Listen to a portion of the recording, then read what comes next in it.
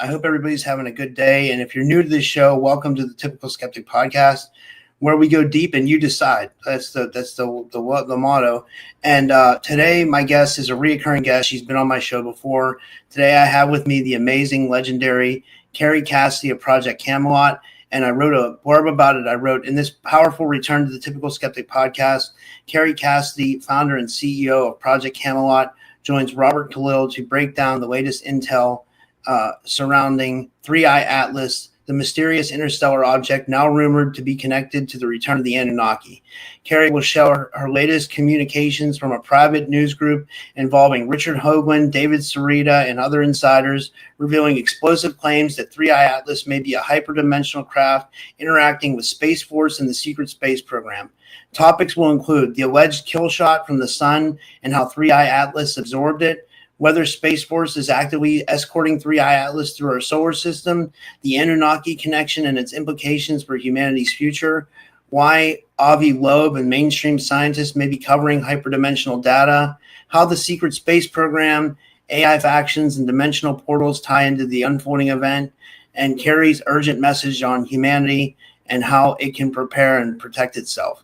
And just a little bit more about my guest. Kerry Lynn Cassidy is the founder and CEO of Project Camelot, a pioneering media platform that has for over 17 years exposed whistleblower testimony on secret space programs, ET contact, deep state agendas, and black projects. She's a filmmaker, an author, a speaker, and an investigative journalist known for her fearless interviews with insiders from intelligence, military, and secret space operations. Her work bridges geopolitics, exopolitics, and consciousness, emphasizing the spiritual awakening required to reclaim human sovereignty.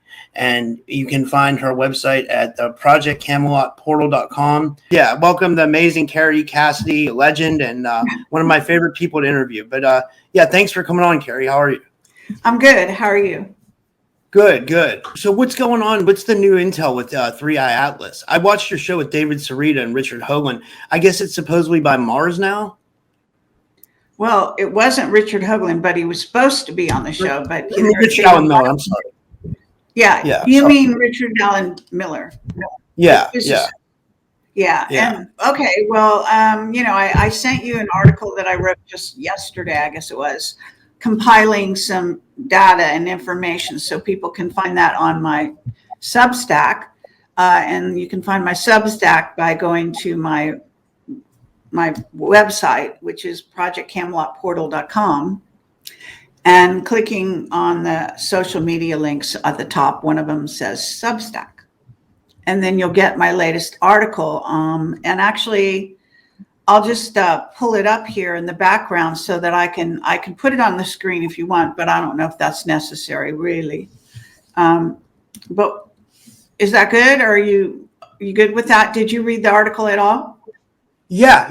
Well, you can add it. You want to add it to the screen? That's fine.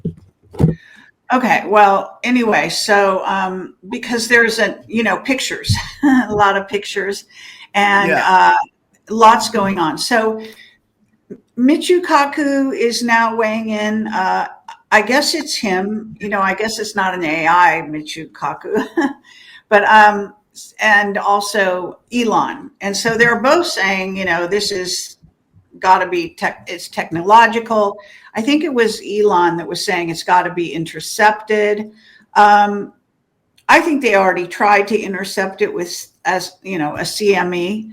That was about 2 weeks ago. And what happened is it basically was undeterred and appeared to be taking on the coronal mass ejection from the sun that was targeted exactly at it.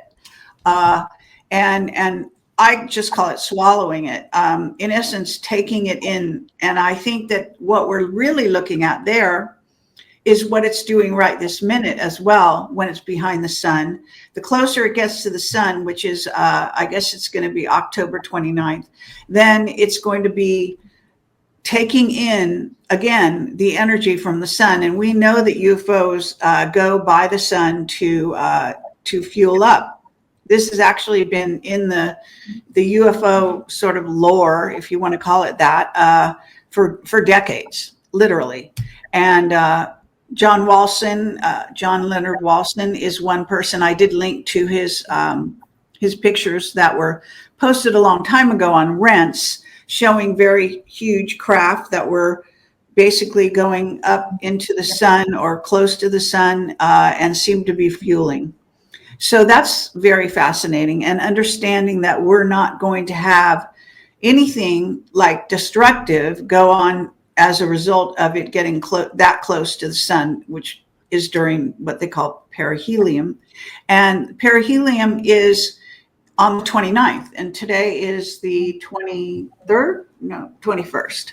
So very close, right?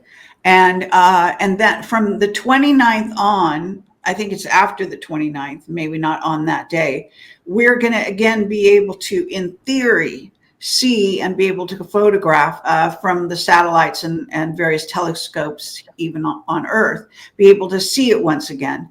But whether that's actually going to happen, because they shut down the government ostensibly because the Democrats were going haywire as usual.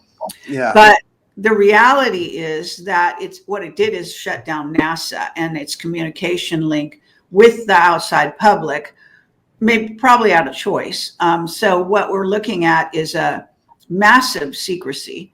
And Richard C. Hoagland, who I'm in contact with because I'm on a news group with him, and there's a number of scientists as part of that news group.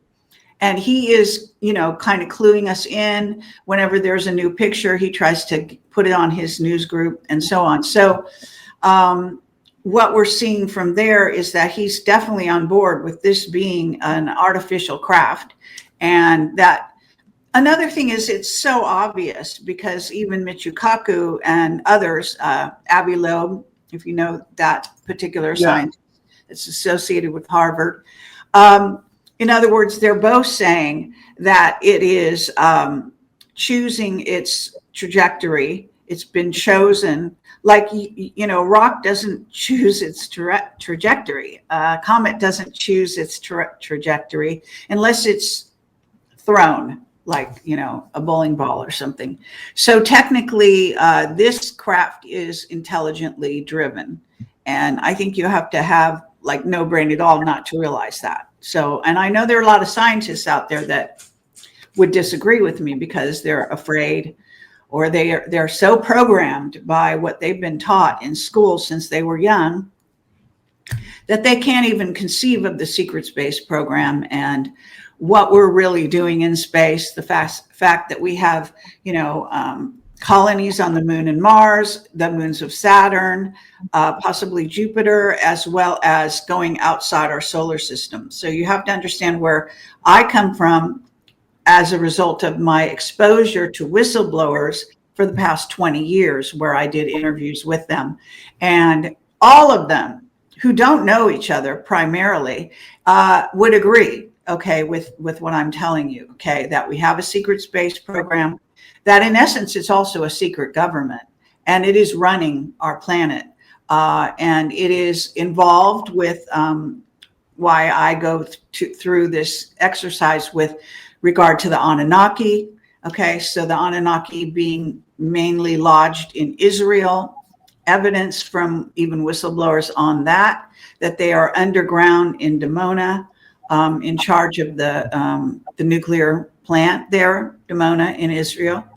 And why Israel is such a problem child, because what we have there is an alien race running the place, that Netanyahu is under orders. And I have to say, very sadly, that just yesterday, I think it was yesterday, 107 came out mimicking Netanyahu, saying that Hamas will be destroyed. So apparently they came across the border and did some kind of incursion, even after the so-called peace agreement. Well, this is typical. We expected that, right?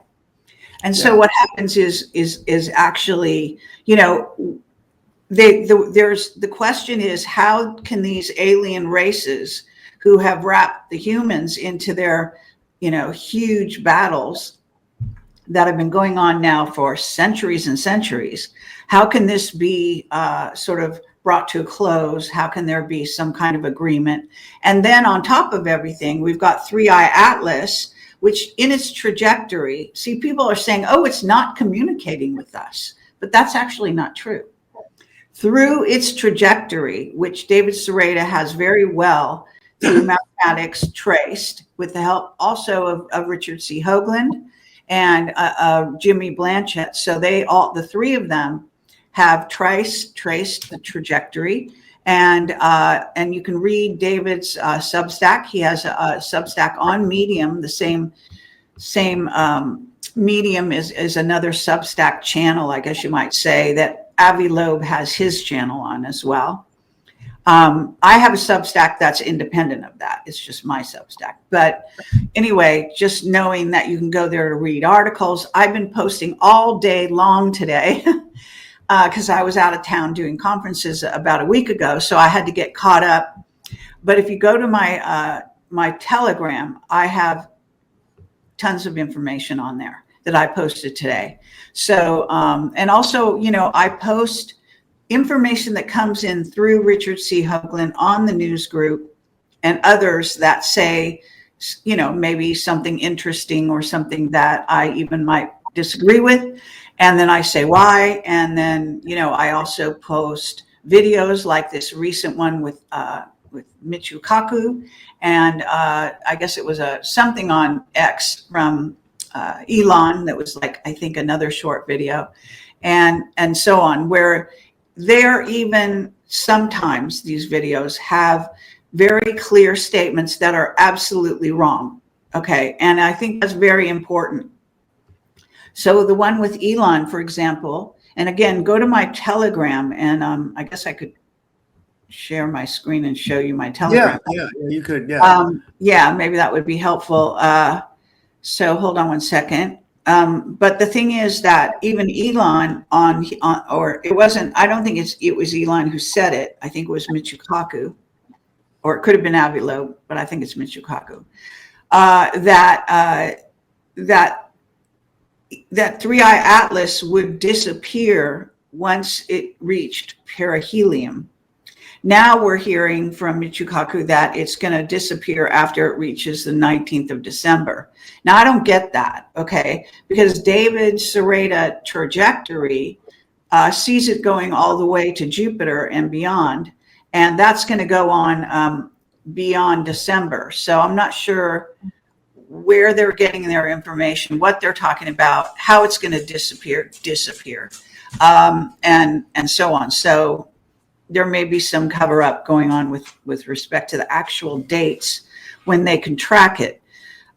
There's Richard C. Hoagland is a well-known NASA scientist who was known most, I think, for the face on Mars and the investigations he did around that to expose that and show people that it was real. And so what's happening is he does a weekend show, a radio show that has still pictures. I don't think it's on video and audio. It has audio. And then he has guests and he has people that you can join it and actually watch, be part of the conversation, I guess. And I'm supposed to do that, except that ever since I got in touch with him and a few months ago when this all heated up, he has been barred. First, they turned off all his internet, everything, his phones, his everything. And he basically made a big issue with the city and all those utility type companies. And then they were supposedly fixing it. So they let it be fixed, I think, during the week. He is able to text us or email us. I'm not sure how he's doing that. Anyway, but every time he wants to go live on his show, he's being barred. So again, when we approach this weekend, he's obviously going to be very excited to communicate with the public and tell them what he's seeing and what he knows.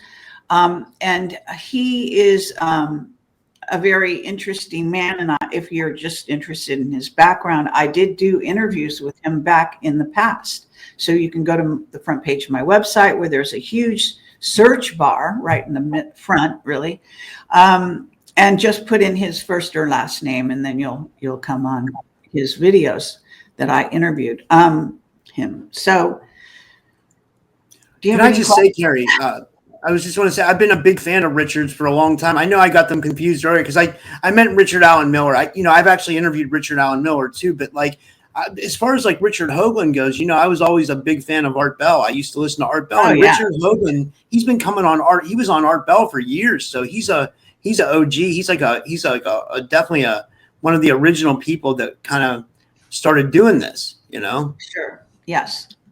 And I was also all through my younger years listening to Art Bell.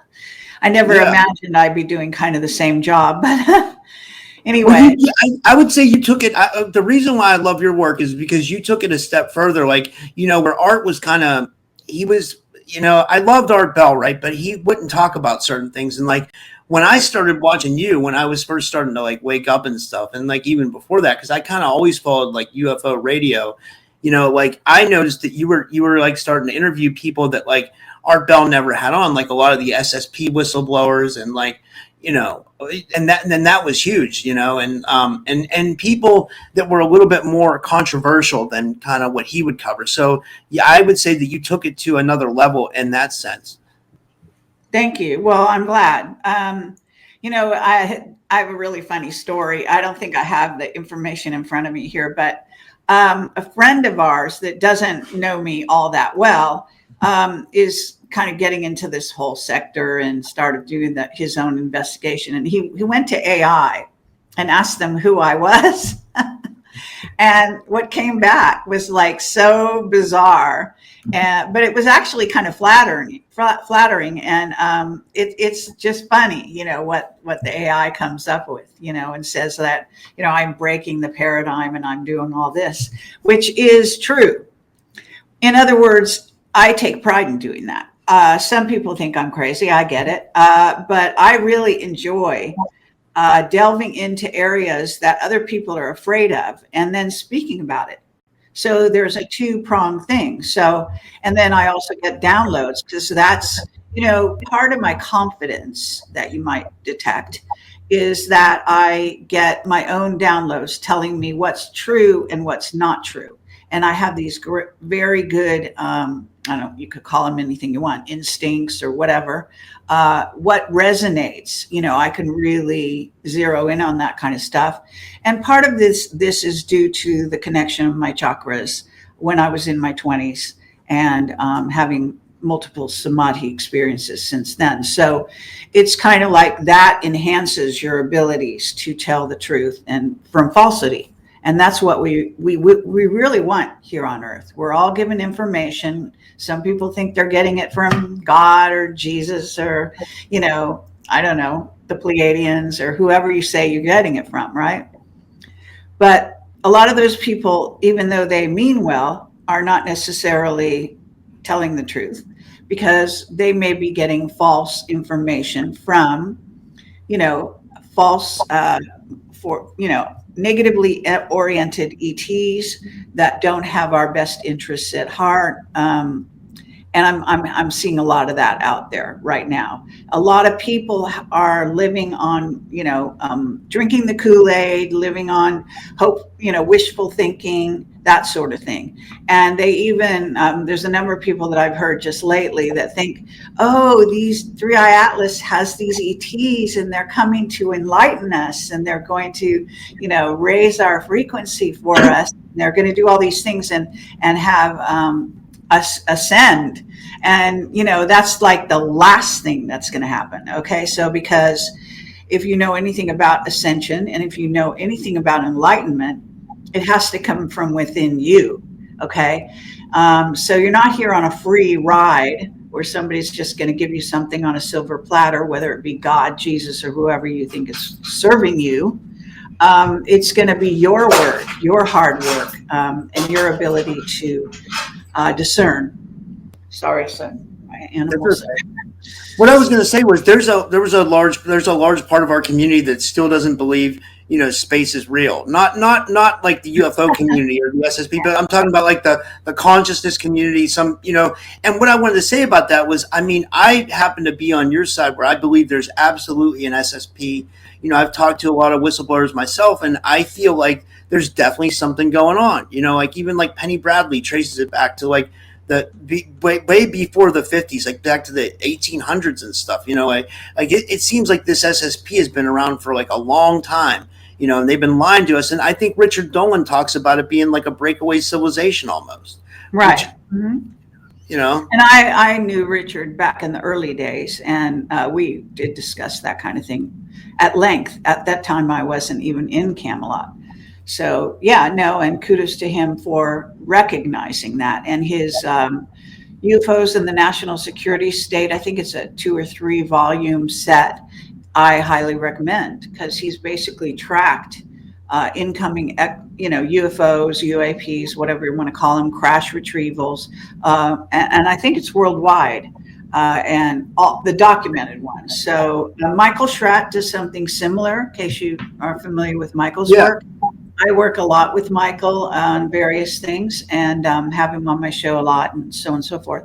So that type of tracking and tracing is very valuable to us. The history of ET contact, and see, people I have not understood why people are looking at 3-Eye Atlas and they're going, oh, it's the first contact and all this stupid shit, because the reality is that we've been dealing with ETs on Earth, from the solar system, from inner Earth, from in other dimensions, going back for our whole history. If you read the Oceanid Voyager books, it's documented there very, very specifically as to which races came in when, and genetically re-engineered us, and it has happened over and over and over again. So we are hybridized in multiple millennia, really.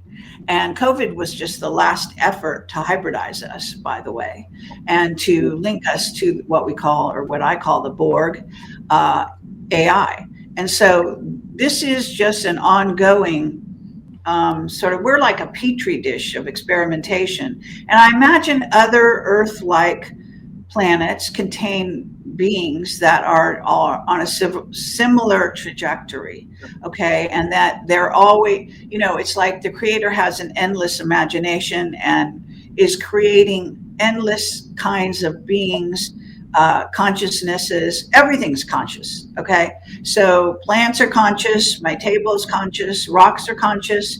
They have a different kind of consciousness. Sometimes it moves slower, sometimes it moves faster.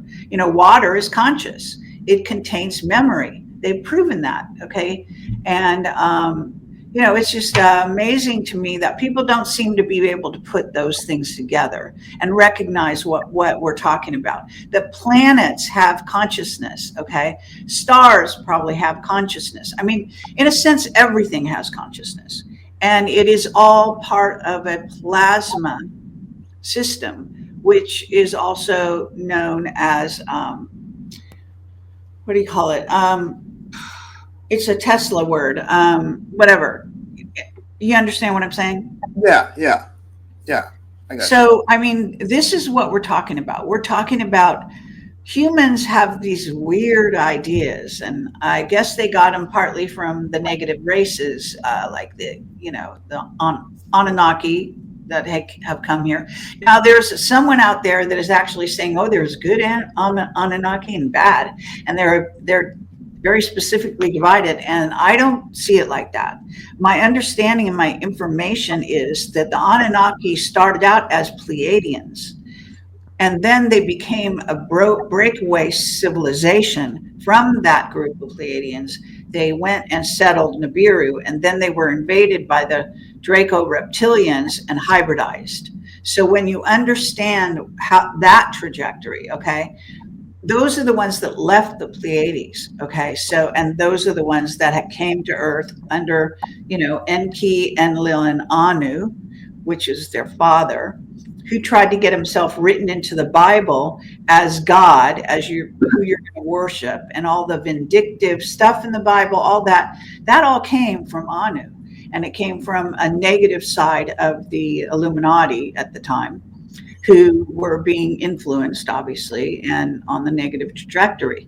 So that's, if you it's really important to put these pieces together and understand. And I realize that it's not easy.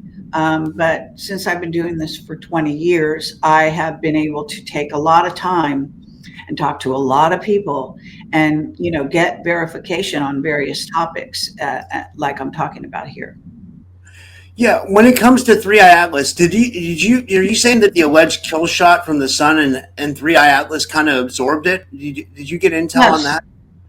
Yeah, and I'm not the only one who thinks that. I think even one of the scientists on the Richard Hoagland, I don't know if they pointed to another scientist or somebody, but they basically kind of said that what happened was that the solar flare hit it. As it did, it actually took the particles and, I don't know, broke them down, and then I just call it swallowed, but you could say absorb them.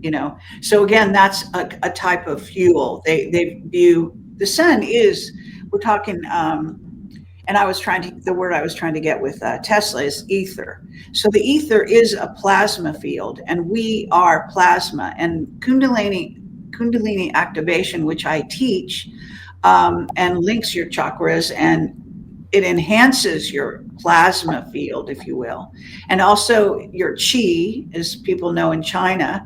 And you can actually shoot the chi out from your solar plexus, the center around your belly button. That you can actually affect people. And Duncan O'Finian, a super soldier, used his chi as a super soldier to actually hit I think it was, a presidential candidate or something, and shoot him across a saloon bar and hit him against a wall without touching him. So chi is the same thing as orgone. So you got plasma, chi, kundalini. These are names for what it is like liquid light. That's what we're really made of. Okay, that's what plasma is. So, and this whole hyperdimensional solar system that David Sereda and Richard C. Hoagland are talking about, and I think rightly so. I think David and I guess Jimmy Blanchett is also on that page.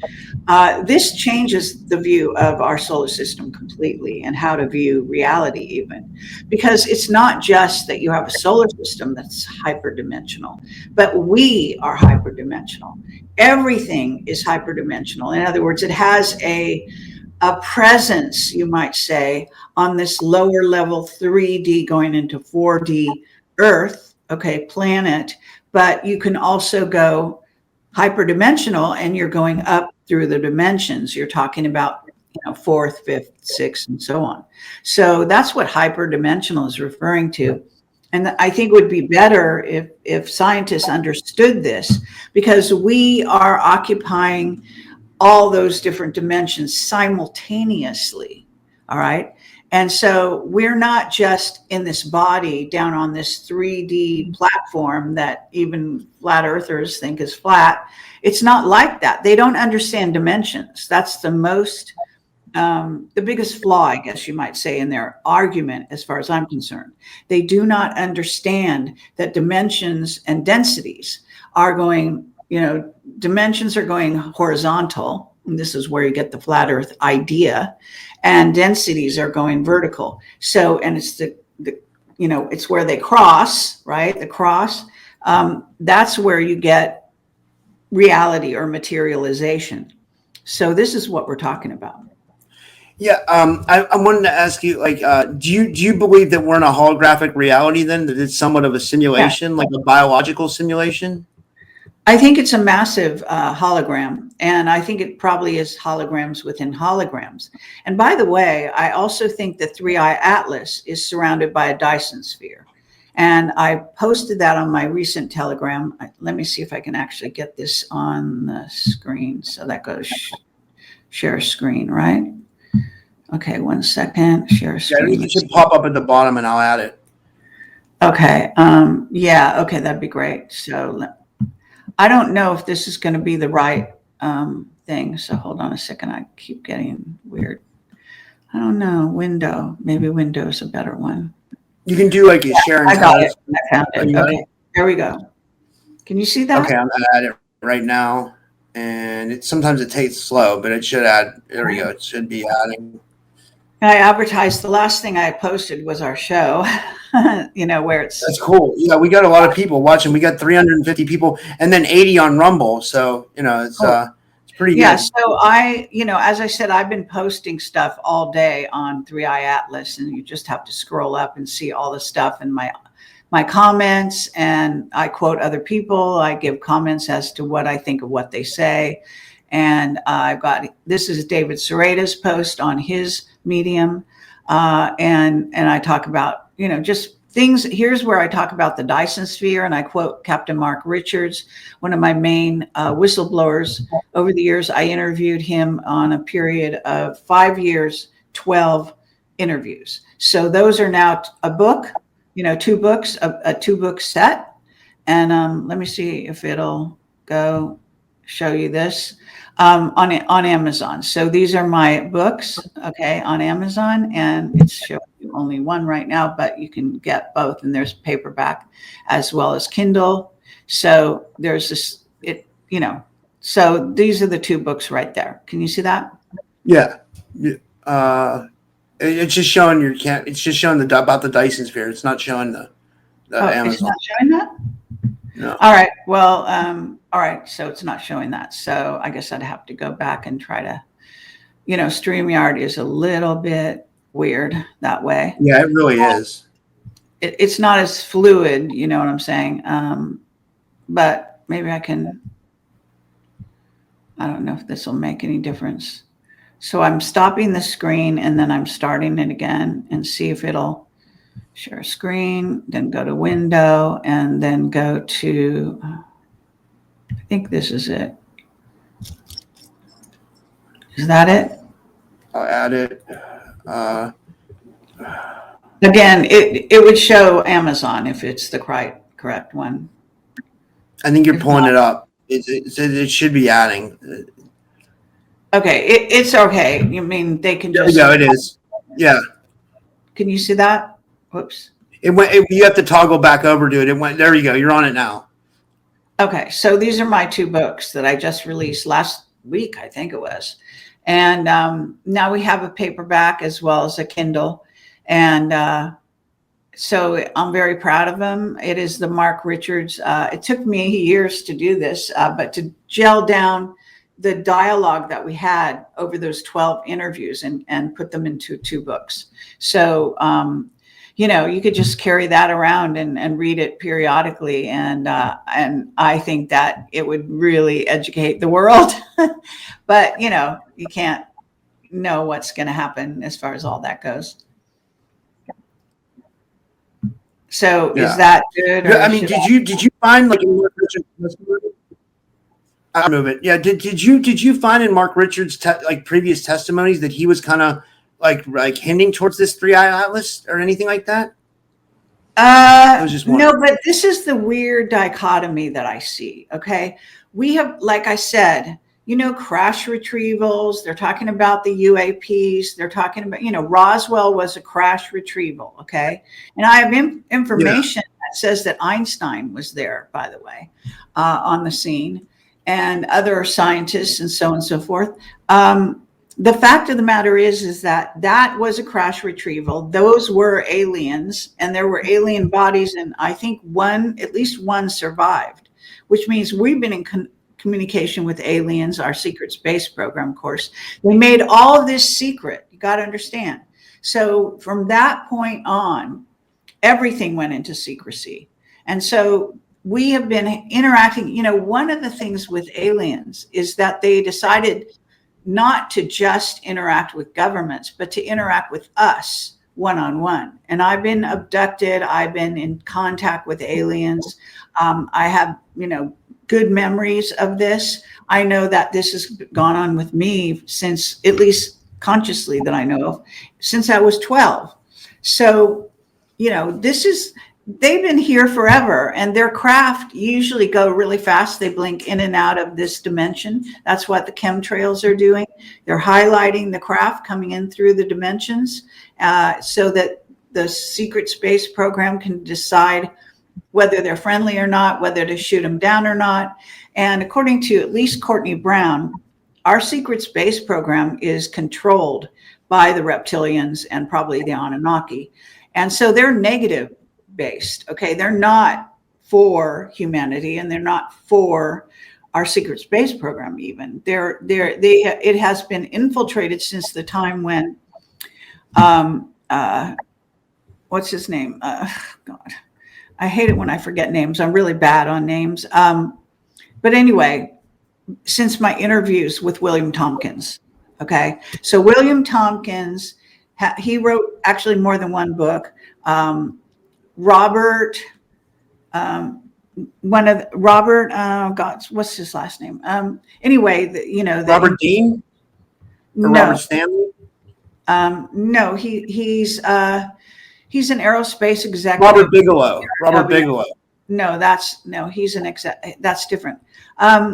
Sorry about this. I'm talking about the MJ12 papers, if you remember those, who were father, son, Ryan and Robert Wood. Ryan Wood. Wood. There you go. So yeah, Robert Wood, his father was the editor of William Tompkins' books. Okay.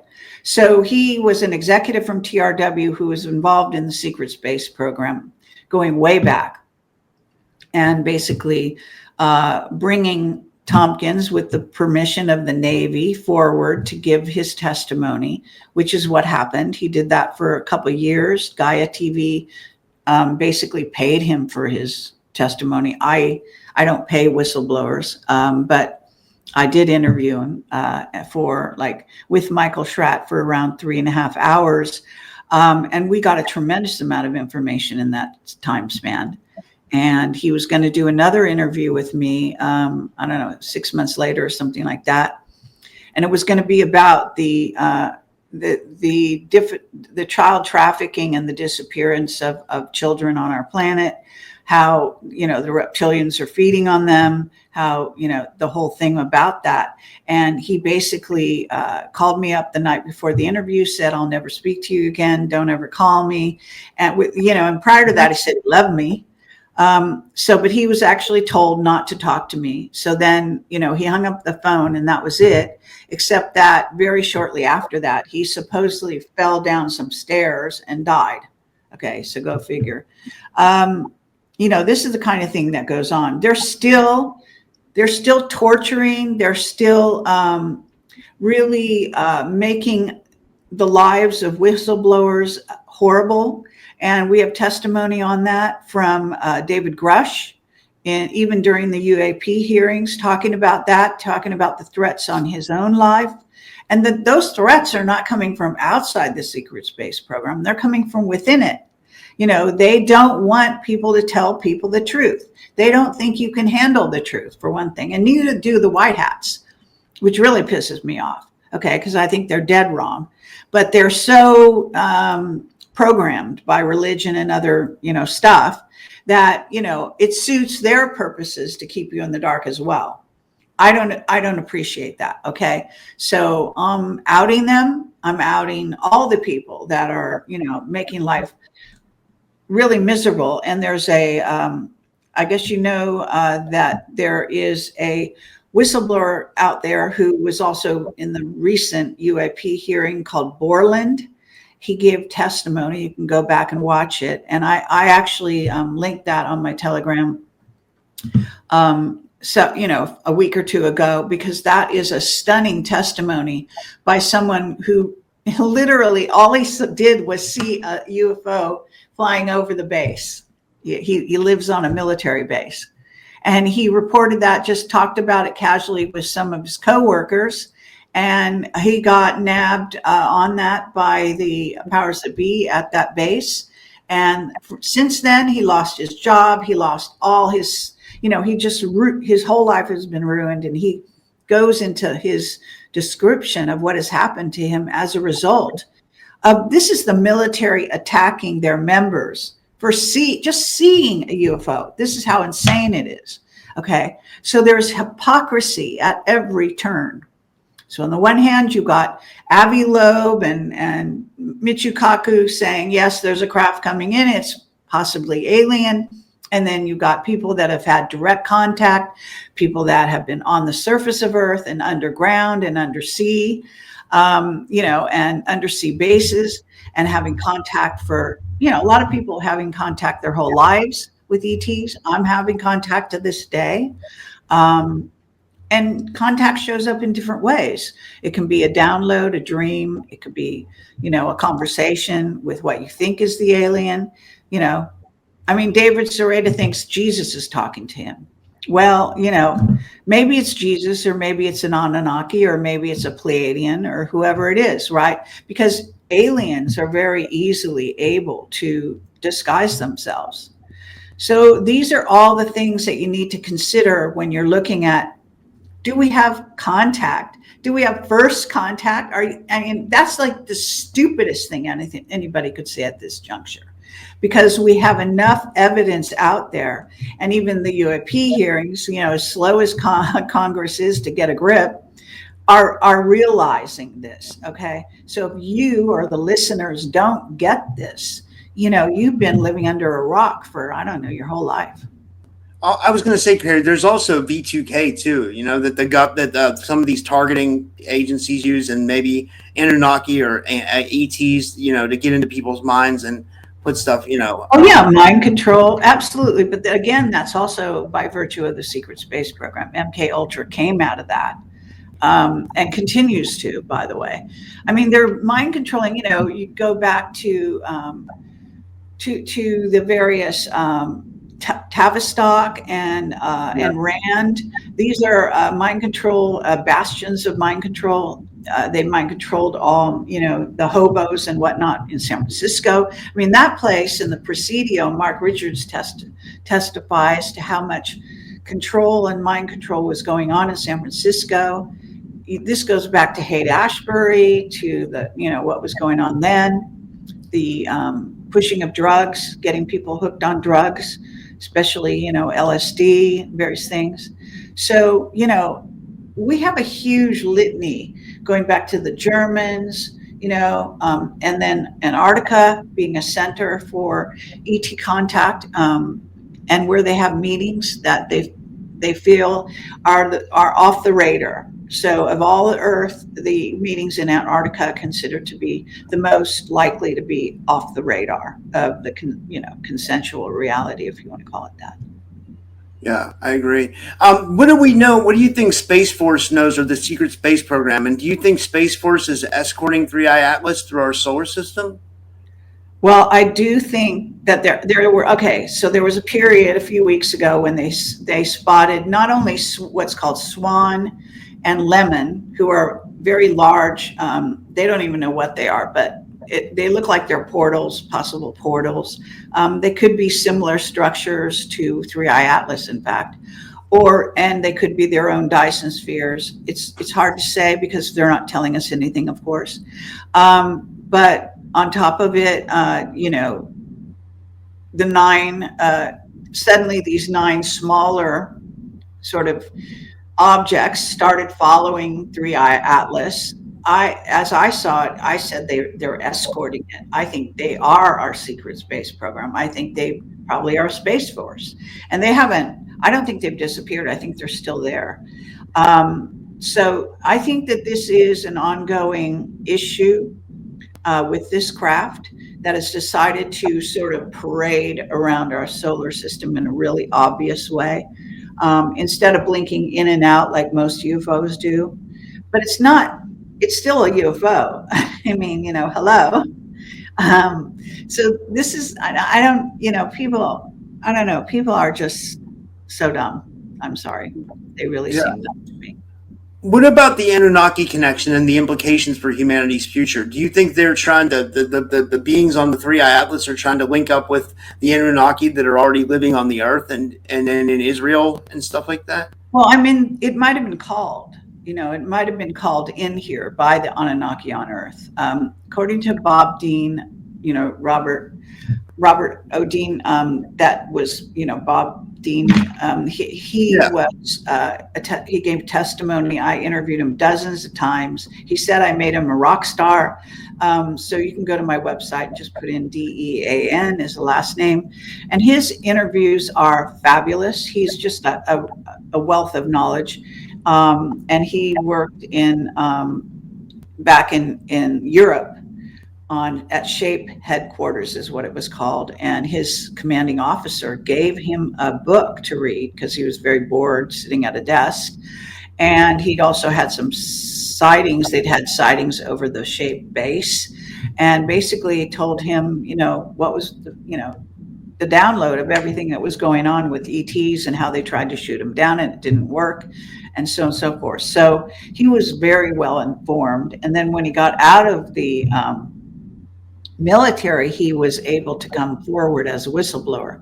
But I wasn't even on the scene when he first came forward. So he was already well known, going the circuit, doing speeches.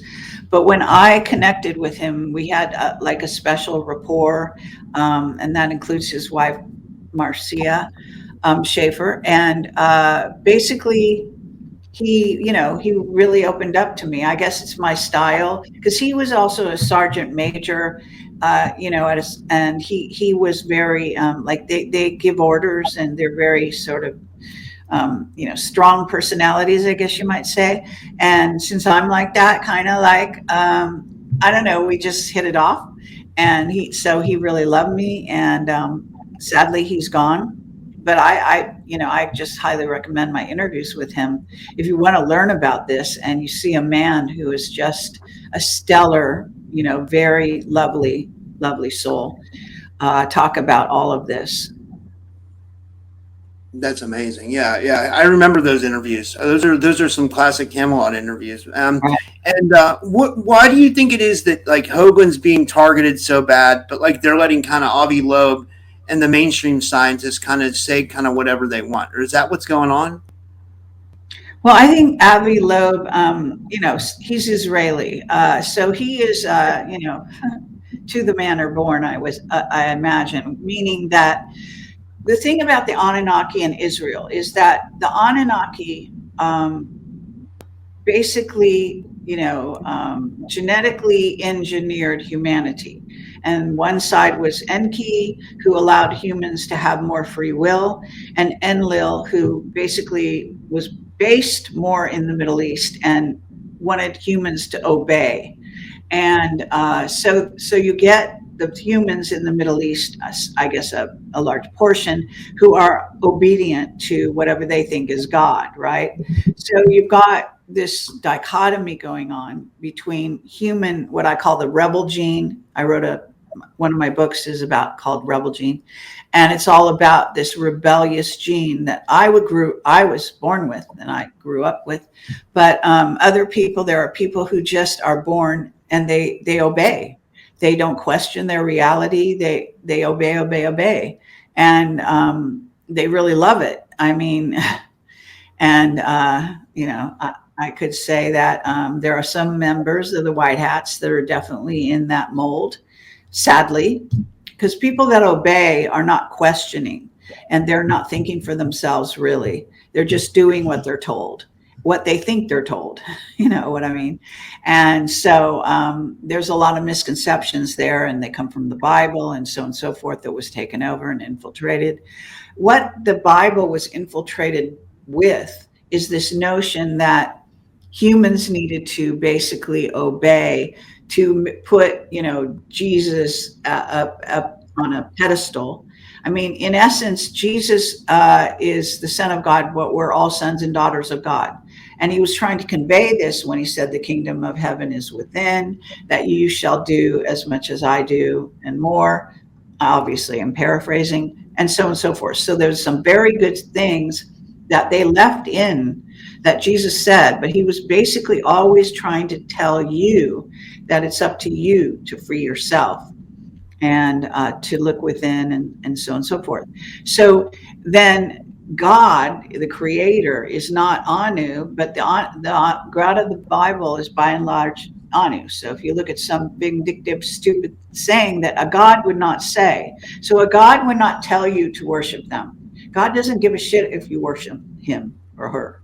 You know, it's everything. We're all God. We're all part of God. And so this is insane. There's no reason to get down on your knees over God. Um, Recently on this news group I'm on, someone said, "Oh, we've got to tell God to save us." And I'm like, what are you talking about? Because why wouldn't God, who created you, save you? You don't even have to ask. I mean, is he really that stupid that you have to ask? This is where logic just doesn't seem to enter into people's concept of when you get into the areas of ET, God, spirituality, they just turn off the questioning part of their brain or the logical part of their brain. And so this is where you get stuff that just makes no sense.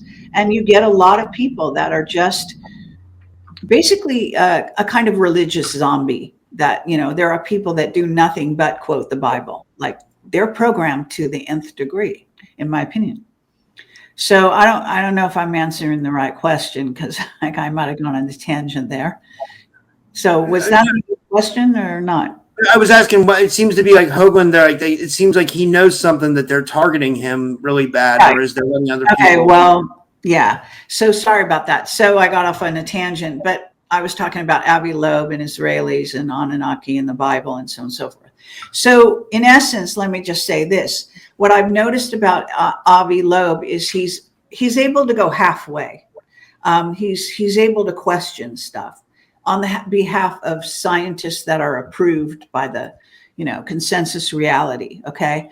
But he is not going far enough. And he occasionally will make a statement that sounds kind of outrageous and might be slightly not enlightened, but then he backs right off of it. Okay. So he's not really pushing the point. Hoagland, on the other hand, he's one of the dark magicians from NASA. If you know what that means, if you happen to have read his book, for example. So he is well schooled in what we call magic with a K, and he knows the ins and outs of the occult and what I'm talking about. And basically the dark side, he's familiar with the dark side of the Bible and all of that stuff. So this is an opportunity for him, after years of being relatively kind of pushed to the sidelines, even though he is doing a show on weekends.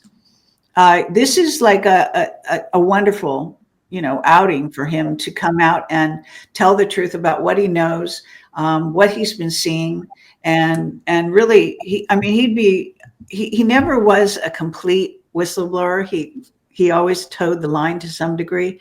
But I think the temptation here is too much for him to keep quiet. And that's why he's communicating on this news group. And they actually let me in, which is bizarre because normally those kind of groups keep me out. I'm banned everywhere because they don't like my openness to things. They don't like when I question everything and so on and so forth. But to his credit, he's left me in. And that maybe goes back to when I interviewed him many, many years ago. So what I'm saying is that they're keeping a lock, and there's leaked documents. I don't know if you were following my stuff back then, but since the beginning of July, when the 3-Eye Atlas was first talked about, very shortly after that, and I posted this, it is on my Substack. There is a document that leaked. It came through what they call God something productions or whatever they call it, Godlike or something. I don't remember their name of that. It's a platform. It's a forum, what they call a forum. And so somebody leaked an insider document that actually gave instructions to the entire secret space science community, that said total lockdown. Do not communicate anything you have on this subject to the public. Period. It was incredible. And that's exactly what has happened. Wow. So they know the powers that be know because they have ties to the secret space program and so that would make sense. They know exactly what's going on. What's really going on. the higher levels, of course. And remember the meeting that was called by Hegseth, as far as I'm concerned, that meeting was about Three Eye Atlas and the other attending, whatever you want to call them, portals or orbs or whatever they are. In other words, that was a meeting where they had to go offline so that they had these people fly in right person. Because most everything gets communicated over, email and the various electronic ways that we have. So, but they spent a tremendous amount of money flying in a good portion of the military to give them instructions. And you can bet that included some things about Three Eye Atlas, what they were going to attempt to do. See, at this moment, we still have, today's the 23rd to the 29th. After that, in theory, Three Eye Atlas will be visible again. It'll come around from behind behind the sun. Now, they lie to you about that as well. Okay, so the reality is the secret space program does have, and this is documented, spacecraft, satellites and telescopes on satellites and so on and so forth that are on the other side of the sun. I mean, you'd be idiotic not to be tracking all of that if you're part of what's called Solar Warden and you're guarding our solar system. Okay, they've got to have all kinds of surveillance technology up there, and they definitely do. And in fact, Anthony Sanchez, all those years ago, talked about Project Leonid, that were a network of satellites that were nano, and they also were self-replicating and could repair themselves. They're there, they're up there, okay? The Lockheed Martin scientists that went on the run and reported to him actually told him about this. And he got death threats. I got death threats for interviewing him. I have an interview with him I've never been able to release because they said he and his whole family would be killed if I did. I mean, this is how, I just wish people understood that, that these threats are real and that this information is so crucial to our well-being and to our sovereignty as humans. And that these people that don't want us to know the truth, they are actually traitors to humanity. That's real, okay? They are traitors. When you lie to somebody, you're actually, basically dissing them. You're putting them down when you lie to them. You're basically saying, as Jack Nicholson said, you can't handle the truth. In other words, the person lying thinks they can handle the truth, but you can't. So it is a top-down, hierarchical a way of talking. And I know people in the MAGA movement that talk like that all the time. They believe they can handle the truth, but no one else can. And I also think that, I can tell you that certain conversations that have been shared with me that go on within that group is basically to keep me out of meetings, to keep me out of the scene, to put me down even online, is because I won't settle for that. I know they're lying. They're lying every second of every day. And they call it the Q operation, and they give hints, so there's hints of truth. Yeah. But they're also conducting a lot of ops. Charlie Kirk was not killed. He's alive. Okay. Erica Kirk and her children are probably in witness protection with him or even separately. I don't know. But you know what I'm saying? I have testimony to this effect. This was a white hat operation to get him off the scene because his rhetoric with regard to the Israelis who are under the thumb of the Anunnaki was pissing, the Anunnaki off. And I guess he possibly had some death threats, and they decided they had to take the action first in order to protect him. And well, they should. But I'm saying here that, in the end of the day, like once an op is over, why don't you just say, it's an op, we hit him, because the enemy knows the truth. You don't. This is how it is. That's how they operate.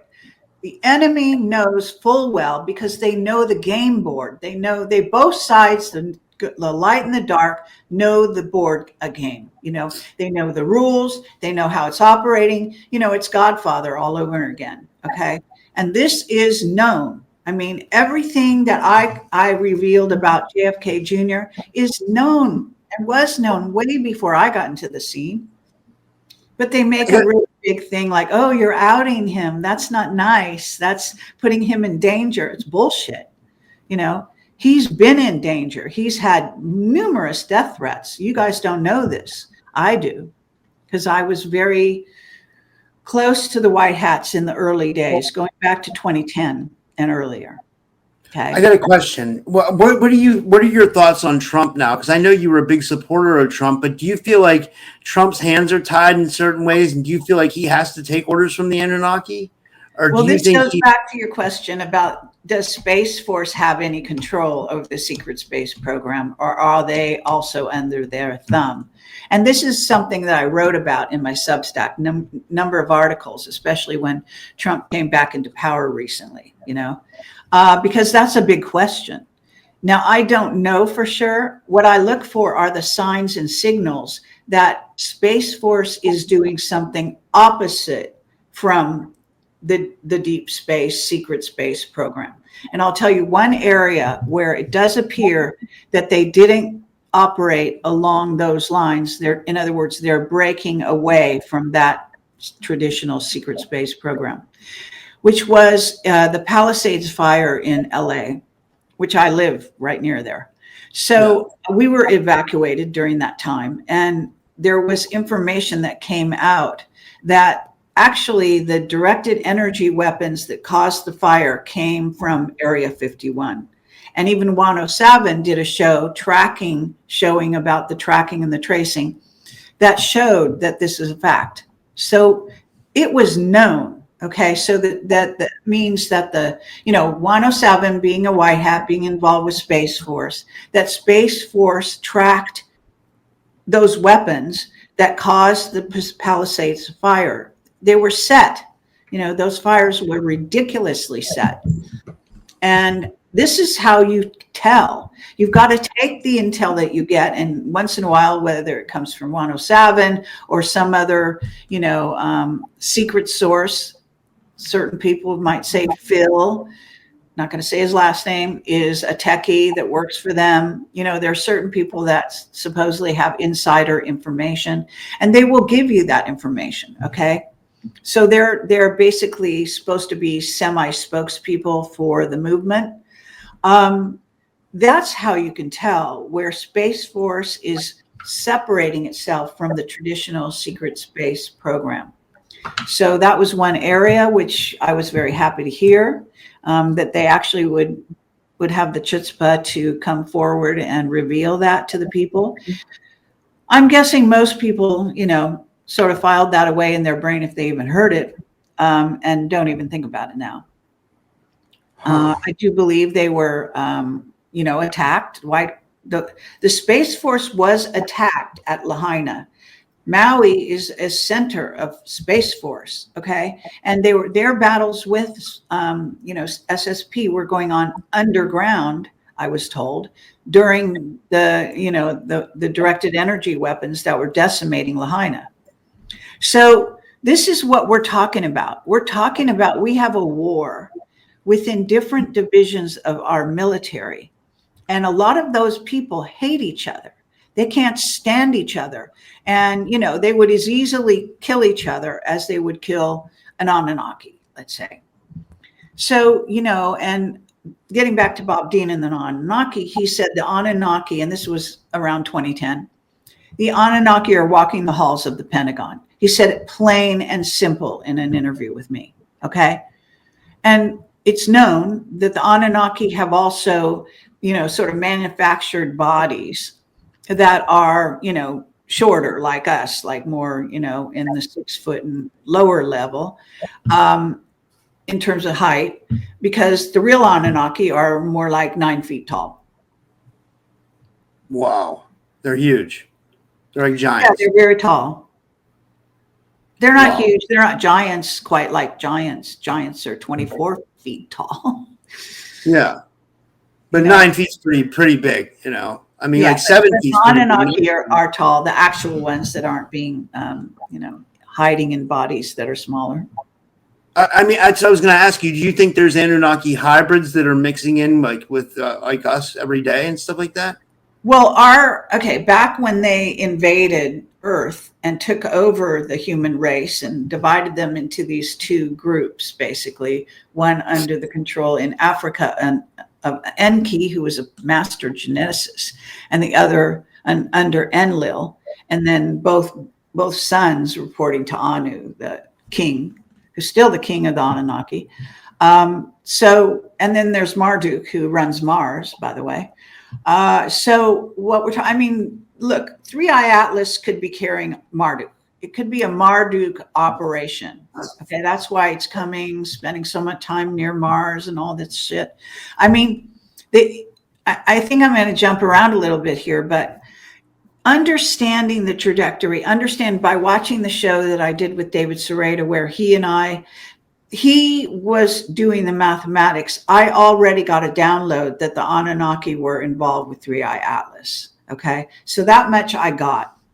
Then he showed me the trajectory, and it started to speak unequivocally as each place they were going by was significant to our history with the Anunnaki going back centuries. Okay, so that's why I look at it and I say, this is the return of the Anunnaki, some division of them. Okay. Now I know there are people out there, again, I'm not going to name their names, who think, all this airy fairy shit and they're going to save us and be nice to us after all. And there's a good portion. Look, if you've ever seen the TV show V, then you must understand. I grew up in the 80s. I remember V perfectly. That was and also remember the Roddy Piper movie, They Live, where he was able to see the reptilians with the glasses. But especially V is perfect because they're going to, a lot of these people that are deceived, they are downloading what they think are their friends. They're going to protect them and they're going to take care of them. And they may even think they have evidence of that, because they're going to fake you out. So this is what we're getting right now. We're getting a lot of people who are starting to maybe come to the surface and make a name for themselves as broadcasters or whatever. But I'm saying a warning right here. A lot of these people are deceived, and ETs are really good at deceiving. And the two V television shows that were quite a number of years apart depict this type of deception very well. And by the way, let's see, this Childhood's End by 2001: Space Odyssey, the guy. I'm trying to think. Why can't I think of his name? Arthur C. Clarke. So Arthur C. Clarke wrote a famous short novella, I think they call it. And it's all about how a race of beings comes to Earth and says, okay, we're going to offer you to have peace on Earth. And in exchange, you're going to let us run the place or whatever kind of thing. And they make nice with the humans and then they take over totally. And what happens to the humans in this kind of scenario, they're like prisoners in a prison, even more so than we are now. And they don't have the hope of rebellion. They're not allowed to rebel, obviously. And what happens is they lose all creativity, all the urges to be creative. And that's what saves us, because we are in the image we're built after is the creator, but it's the creator. We are creators by nature. We're not made to worship. That's bullshit. Okay. Sorry, against all religions over here. I am not a fan of religions of any kind, really. Yeah, I think there are certain religions that have some truths. I think the truth shall set you free is probably the wisest thing, Jesus ever said. I think he's never coming back because he did a good job the first time and there's no need for it. I think he is an avatar. I think there were like Ashiana Dean reported, there were 3 Jesus type figures during a certain period of history. One was considered to be, I guess, 6th dimensional. One was 9th, and I think there might have been a 12th. But anyway, Yeah. so we have a question they were here. put into a story. You know, when you make a story, it's just like Hollywood makes a movie. They take tons of poetic license, it's called, to get their point across. So that is what the Council of Nicaea did. All right. That's what those old white men did. Hello? Yeah. We got a question here from Indigo Angel. She says, could you ask Kerry about the Guardian Alliance? She says, do you think they're intervening with the Anunnaki or Three-Eyed Atlas? That ties into Ashiana Dean material, right? Right. Do you The Guardian, think the Guardian Alliance according to the is somehow information, intervened or anything like that? Yeah, I was in touch, or probably still am, with the Guardians. Okay, so the reason I know that is because I went on a trip to India with Ashiana Dean and her group. And as she was getting downloads, I was getting those downloads right before she started talking, as it happened during the show, the travel. So I realized I was in contact with them then. I can tell you that, I was attracted to her whole platform and her book and I've interviewed her. Obviously, people know that. I'm one of the very few people in the whole world that's interviewed her, for what it's worth. And she is very brilliant, but she's also, she, in a sense, she's a scribe. She was given downloads of what to, write in her books. So the books are written by the Guardians, and the Guardians are clearly saying that they are on the side of humanity, and they are revealing real truth. Whereas the raw material, this is a frustration I had early on with that material, is as I read it, I realized that they were holding back a whole lot of information. So they were also trying to cover up and hide, as the Bible does, just secrecy. They're all about secrecy. Okay, I don't know if we lost you. Yeah, I agree. My camera froze really bad. So you can still hear me, right? My camera froze really bad, and I didn't want it to look that, Okay. I just took it off for a second. I don't know what's going on. But let me ask you this. More about Three-Eye Atlas. Like, do you have a message for humanity and on how we can prepare and like protect ourselves, or what do you think is going to happen? I think that we're going to be wondering, and now look, some of this may have already happened. There was a period that people don't seem to know or remember that David Sereda made a special point of talking about on our interviews over the past few months, where even though the government wasn't shut down, there was a shutdown. We were unable to see what was going on with Three-Eye Atlas. I think it was between, I don't know if it was July 18th or, up to the 30th or something like that. There was a period of time, I think it might have been 15 days or more. I'd have to go back and look at the exact dates, when there was a complete blackout of images, again, from Three-Eye Atlas. And at that time, Three-Eye Atlas wasn't behind the sun. In fact, it was, I think it was coming in towards Earth and Mars on the trajectory. And I'm not sure exactly where it was, but you can go back in the history and see. But what I'm saying is there was a blackout then. In other words, they were not letting anyone see what was going on with Three-Eye Atlas. And I believe that during that time is the most logical time when Space Force and or the SSP or both would have gone and made trips, connection with it, communicated with it, maybe even boarded it like you would a ship. You can, a ship in the seas that's trespassing on your territory. In other words, there are certain procedures that they would have gone through to communicate with the ship incoming. No doubt about it. And they wouldn't have waited until, it goes beyond the sun. Now, that might have been one of their operations. The CME it was hit by was probably one of their operations in cahoots with another ET group that may be more positively oriented, like the Pleiadians or whoever it is. In other words, we don't know. It's very important to understand the big gaps in our understanding of what has really gone on, even with this craft so far. And they're deceiving us. They continue to deceive us. So what's going on behind one is so-called hidden behind the sun when the government is conveniently shut down. I mean, this is just like so obvious that they're messing with whatever's going on. They're not going to just sit there like, lumps. Okay.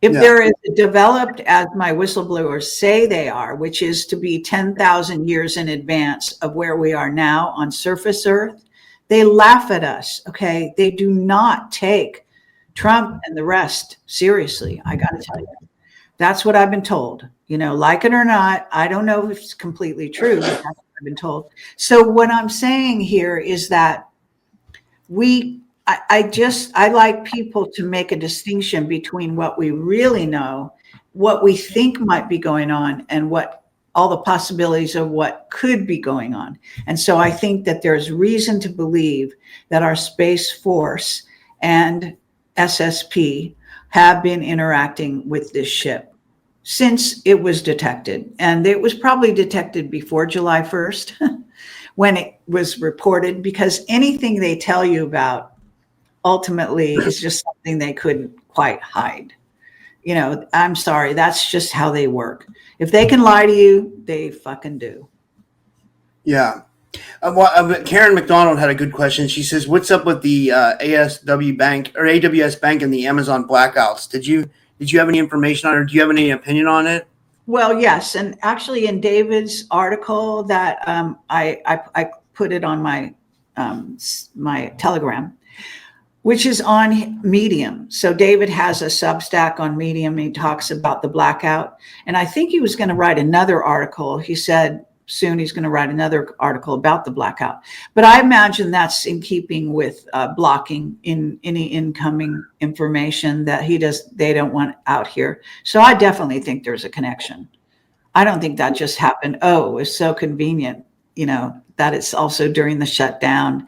Maybe there was a leak they had to plug, maybe coming from some other space organization that was, is involved. Maybe it was the Chinese. These are things that are going on constantly. Our secret space program is constantly involved, if you want to call it that, with outer space. And, along those lines, Epstein and I believe Erica Kirk, I believe they're both involved in the child trafficking off planet of children and to our colonies. I believe that's the aspect of the real secret space program that they have been involved in. Epstein, yes, the honeypots and all that. And the guy is a complete pervert, no doubt. But I think he was being used to do a lot of work for them. He was working for in essence, the Anunnaki, which is the Mossad and so on. I just want to say this was something that if people didn't see, you kind of spoke on this on detail. This is kind of like a galactic slave trade that's going on. You spoke about this in detail last time we did a show that, you believe that people are being trafficked off planet to build colonies off world, right? And that's being done. Yeah, there's actually no doubt about it. And if you go to my Substack, you can see that I've been writing on Substack for God knows how long. There's one of my articles that is documenting this whistleblower called Michael Herrera, who I don't know if he actually spoke at the UAP hearing recently, but he was supposed to give evidence. There is a drawing of what he and his military group came across in Indonesia just after a major earthquake that caused a lot of destruction. They were in the jungle. They came across a operation that was military. All the military were dressed in black from head to toe. They didn't have any insignias and that sort of thing, but they had humans in cages that they were gathering from this natural disaster, which is a really common way for them to do this slave trade that goes on. According to Mark Richards, even delivering a lot of these, humans in cages to the reptilians underground in their nests, which are below our secret, underground bases. The domes. Yeah. Like 10 miles below those. I mean, understand this is what's going on here. This is a major type of thing. So now again, from my point of view, why don't you tell humans that you've got colonies? Why don't you just tell them and recruit? That people would go willingly, I'm sure. Yeah. But everything's secrecy. What is wrong with these people's mentality? I have no idea. They just don't want to tell the truth. They don't believe in the God-given intelligence of all humans. They think they're special or whatever the hell it is. You know what I'm saying? It's just insane. It's such a top-down mentality. It's so hierarchical, and it is a holdover from the reptilian influence over humanity. There is one girl who talks about, she comes on my show and she comes on her name's Olivia James. She says she worked for Mars Defense Force, and she says they do recruit some people now. I don't know if you've heard this, but she told me that they do recruit people, and some people are going willingly. Like, Sure. Like some people are excited to go. Listen to Laura Eisenhower. They tried to recruit her. You know that. Yeah, I agree. Yeah. It's interesting. It's great. I had one more. This is a good question. This is from Sovereign Cosmic Wildman. He wanted to see if you had any information on this. Which ETs are shooting down SpaceX launches? I don't know if anybody heard about that. Well, I mean, it's going to get, again, this could easily be an Anunnaki operation or reptilian, because according to William Tompkins, again, if you watch my 3-hour interview with him, he talks about that. He talks about how during the early development of our space program, there were 2 ET races that were helping, okay? And one was the Pleiadians on a good way, and he was part of that group. And then the other was the reptilians. And what the reptilians do is they are always trying to hobble us, hold us back from our development. So that's where you get this sort of thing. And then the Anunnaki being actually taken over by the reptilians and made hybridized. And the ones that are here on Earth, probably trying to direct and control things, are again partly reptilian. And they're also, carved in the sides of the temples in, Egypt. I do tours every year there whenever possible. And Iran and Iraq and so on and so forth. So this is, it's a worldwide thing.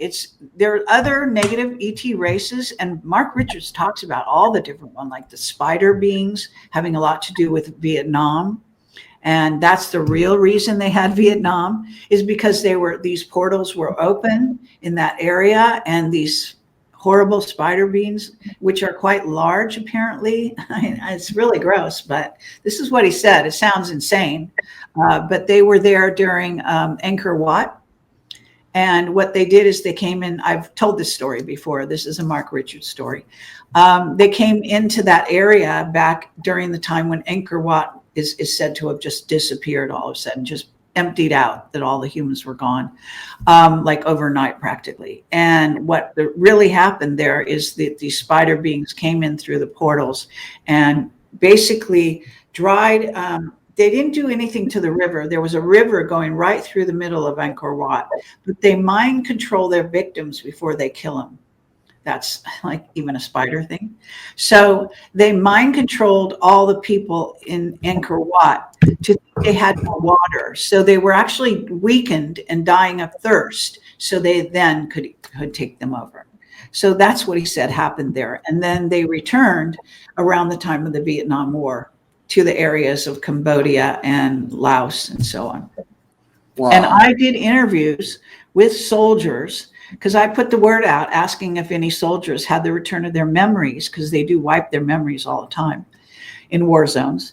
And so I had 2 or 3 soldiers come forward with memories of having seen these spider beings. Yeah. And then this might be a stupid question, but it's also a good one too from Chief Mustache on Rumble. And thanks for watching on Rumble. He says, "Why still kids when everything we hear about cloning? Do you think it's because of the pure essence of the children, and they want something out of that, like something disgusting or perverted, or or is it because they need the DNA to populate off-world humans or something like that? Certain Well, DNA." it sounds like he's really talking about adrenochrome, which is a different thing. That's actually why they kill and torture children, and they're taking. Okay, so Kundalini activation will activate your orgone, your plasma, and give you all kinds of powers and so on and so forth, chi, and the children are being tortured for what is called adrenochrome. It's a drug. They sell it to people in Hollywood, Wall Street, so on and so forth. A lot of the elite, to try to what it keeps you younger is that children contain, the best source of orgone, the least diluted, I guess you might say. Pure chi. It's like it's not diluted with like cigarettes and alcohol and drugs like us all adults. Yeah. So orgone in children as up through the teens. So up through your teens, you have very active, you don't even have to meditate because you've got this amazing amount of chi or orgone, whatever you want to call it. So it's after the age of around 20, a little later sometimes, where it starts to go down. And then that's what aging does. Okay, that's when you start to age. So these, wealthy people have been, I call it the adrenochrome highway. They have been purchasing this drug that is a concoction made up of the blood and the orgone of children, tortured children. And so also has to do with it has to do with adrenaline that gets stimulated when a child or a being, even an animal, is in a fight or flight syndrome, right? That's when the most gets produced. So anyway, that's one angle. Now, as far as clones, yes, there are cloning facilities. In fact, part of the White Hat operations, again, this is where they're borrowing from the playbook of the dark side, is that supposedly under Gitmo are cloning facilities that have been cloning a lot of the people that they actually have already killed.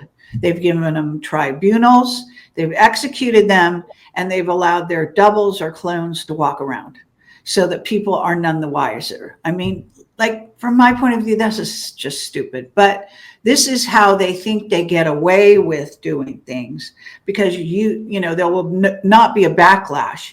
A lot of people may not like to, okay, all the Democrats who think Hillary was a good person, I mean, she was a black witch, like nobody's business, are going to freak out because they love these people. They think they're so wonderful. I mean, there's a whole list of them, and it's known on the internet. I think I won't name the names, but they're really known. And these people are very diabolical black magicians that got involved with black magic and the Satanism. And the thing is that, we're going back now when we're talking about the Khazarian mafia and the Anunnaki. They are all the same race, all right? And they feed on actually humans. So they're feeding on not each other, but humans. And when they have more Anunnaki, reptilian and reptilian DNA, this is what they do. Yeah. Wow. Well, I was just going to ask you, is there anything else you want to cover before we finish up for today? And I thought we kind of covered it. We kind of went all over the place. Is there anything you wanted to, kind of touch on before we finish up? Not sure that I can think of anything right offhand, other than to tell people that the true God doesn't want you to be, walking around, bowing and worshiping and doing all this nonsense, because they don't need it. First of all, they could care less. They wouldn't be a real God otherwise.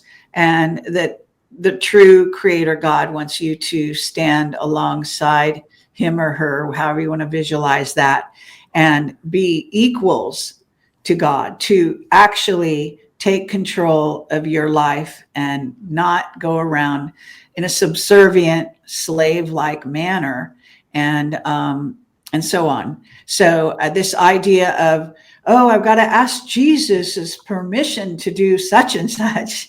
Look, if you're just going to be weaklings for the rest of your life or your sojourn on earth, you'll never get it. You'll never understand what this experiment is really all about, which is basically, to enlighten, to bring up to the level of God everything and everybody. All consciousness is God. Okay. So that's what I would like to say. I love that. That's a great, yeah. And I'm sorry about the camera problems. I would rather have my camera off than look stupid with a frozen face. I don't know why it does that. It's StreamYard or something, but no, this was amazing, Kerry, and thank you so much. And I always enjoy having you on the show. And yeah, do you want anything you'd like to promote? And thank you again. Yeah. Yeah, please go to my website, projectcamelotportal.com. I've got my 2 new books right on the front page down there. And, please watch my interviews and go to Rumble where all the newest ones are. And yeah, support my channel, click the follow button, all that kind of thing. They are trying to ghost me on Telegram all the time. So please go to my Telegram. I literally post there at 3 a.m.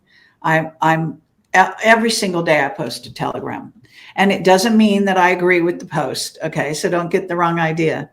If I post there, usually I'll start ranting about the post, but sometimes I won't. I'll just post it. It's just to let you know that of something that I think is worth being aware of. It could be positive. It could be negative. I love that. I love the fact that you're neutral about stuff. That's how I try to be as well. I think we have to be in today's day and age. Not everything. I have my preferences, sure. But I'm going to, what I'm interested in is enlightenment. That's my highest goal. Okay. Yeah. Wow. Well, thank you everybody for tuning in today, and please follow Kerry on her Rumble channel and at Project Camelot TV and